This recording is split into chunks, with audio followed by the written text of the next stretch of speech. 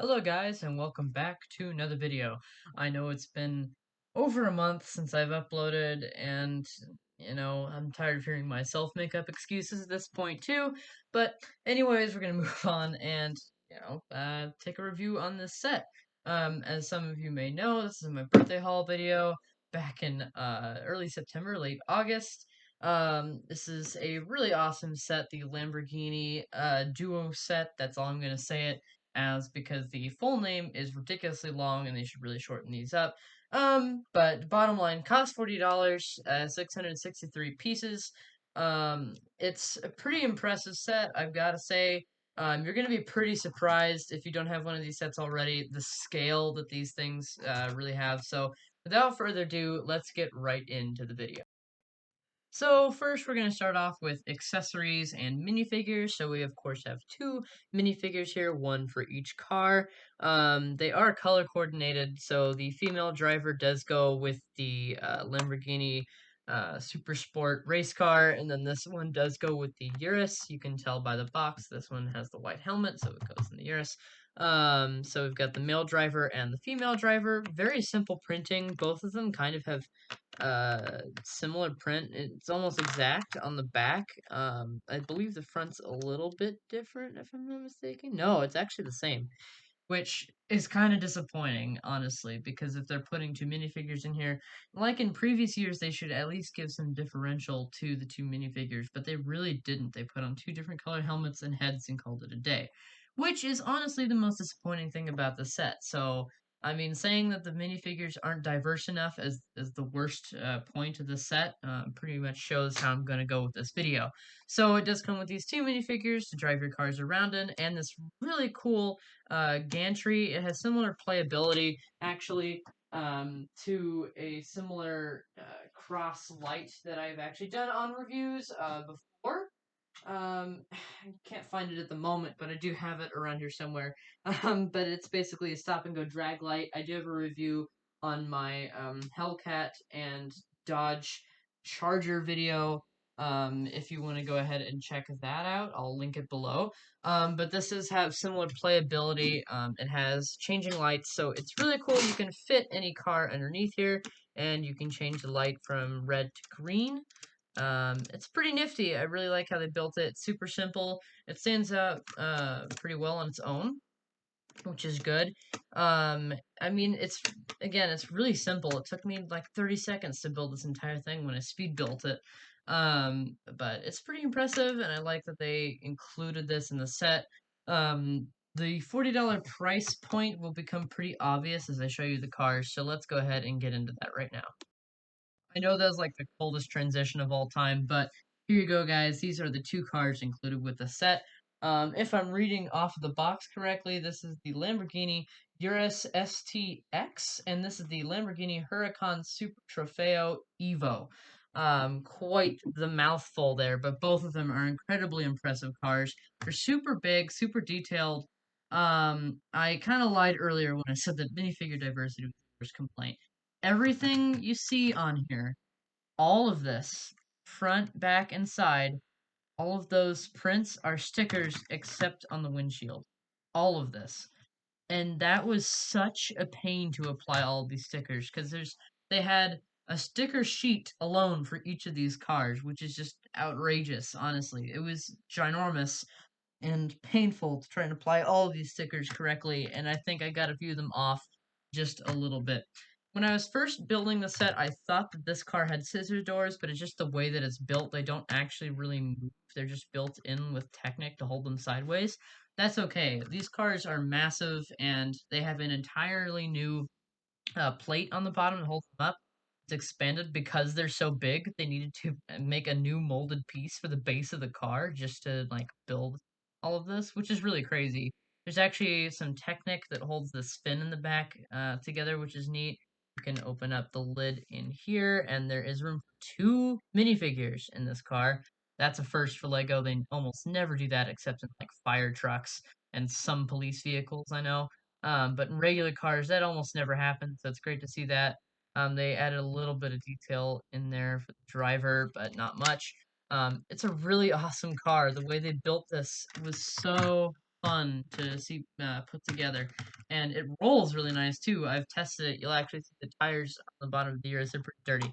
That's because I rolled them like a few dozen times just to see how they'd pair up against the old Dodge Charger and Hellcat that I had before, the SRT, and these up against each other, and these were far faster, far more aerodynamic, even though they are ridiculously heavy.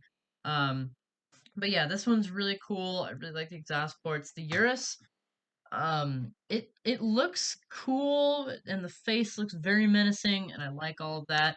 I mean, the light bar in the back is just perfect. They got it spot on.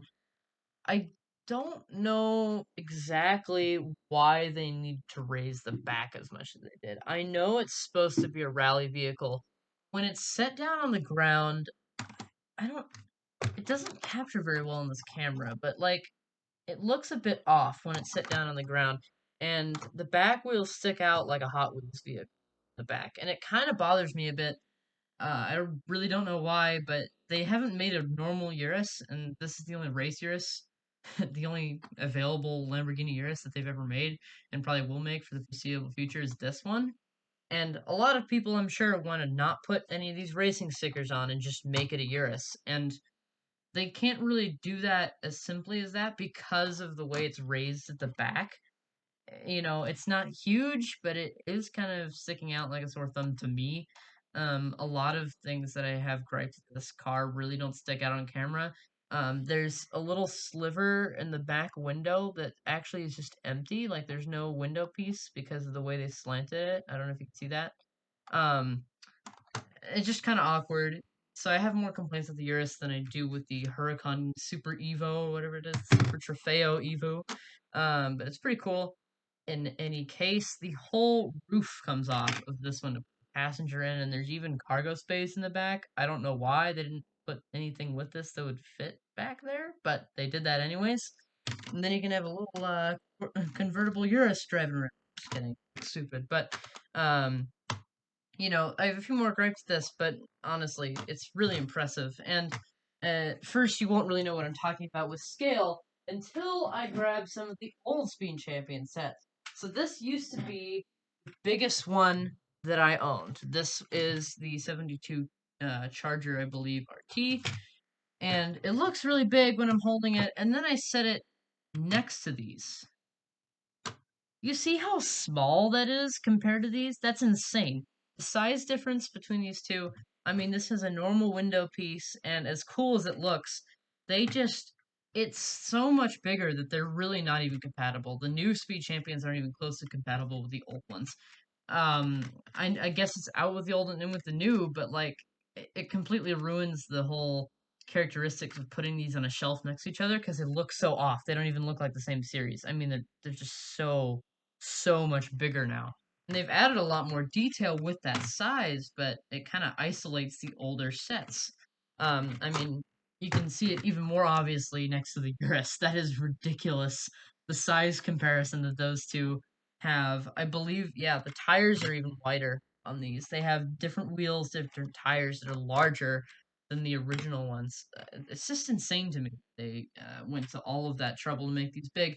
Um, and again, this is the biggest of the old ones that I have. The Hellcat over here, the SRT Demon. I don't think it's a Hellcat, I think it's a Demon, but they're very similar. The Demon here, and then the Ferrari, which is even smaller than that. I mean, we set this.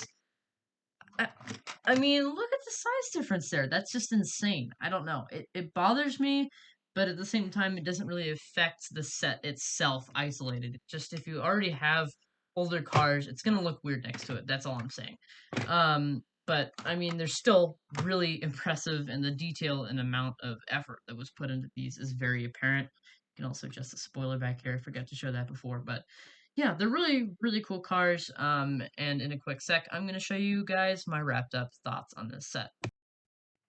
Going into this review, I honestly thought that I'd rate it a lot higher than I'm going to end up rating it. As detailed, as impressive as it is, I mean, it's really, really cool. They expanded the cars, made them a lot bigger. They skimped down on the minifigure individuality because, I mean, the older minifigures, as you could see in some of my older reviews of Speed Champion cars, are much more meticulously printed and individualized than these are. I mean, these both have the Lamborghini suit print identical on the front and back, and it still looks like a cool print, but when you don't diversify either minifigure, it kind of takes away some of the excitement of the two cars and the people in them as individuals. That's just my opinion, of course. And you know, the $40 price point, it's impressive that they actually kept it down, but they did skimp out on a lot of things. And I think there's a lot of design flaws in the Urus, especially, that are pretty apparent once you have it. I still think the set is totally worth it, but I do have some gripes with the design. I think overall I'd honestly give it about a 7 out of 10. I really like it as a set on its own, and if I had the money to buy every other set from this wave of Speed Champions and the new ones with the Bronco, I would. But the thing is, I don't, and the average LEGO buyer doesn't either. But the chances are that over the past 8 years or so, they've collected one of the smaller ones.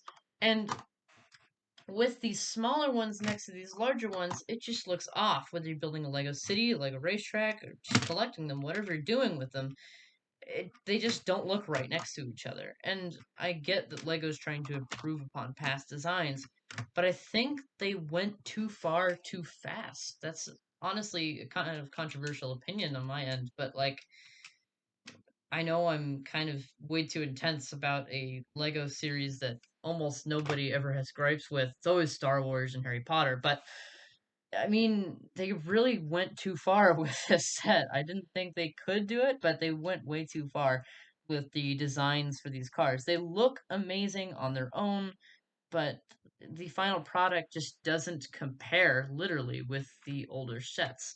I mean, that's my final thoughts on the set. Tell me what you think in the comments down below. I do have an issue with YouTube not permitting me to enable comments until after the video is already uploaded. So if you go down to comments and it says comments are turned off, just wait a little while, refresh the video if you can, and the comments should be enabled shortly, if not by tomorrow morning. We'll see. But that's it for today, guys. If you did enjoy this video, please leave a like down below and subscribe to the channel if you're new, and I will see you all on the next one.